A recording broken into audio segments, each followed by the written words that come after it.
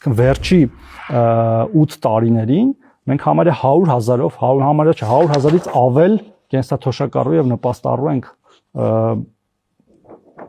նպաստներ եւ կենսաթոշակներ վճարում պետական բյուջեի հաշվին 2017-ին այդ թիվը վերջի դրությամբ եղել է 535,000, հիմա 663 է, այսինքն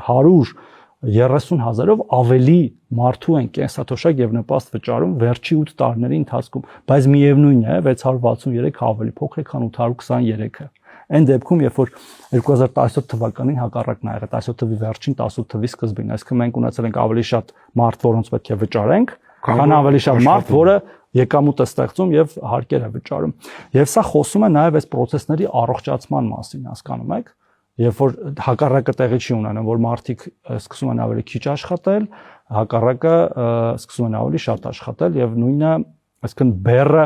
աշխատող մարդկանց ավելի քչանում է աշխատող մարդկանց վրա եւ ոչ թե հակառակը։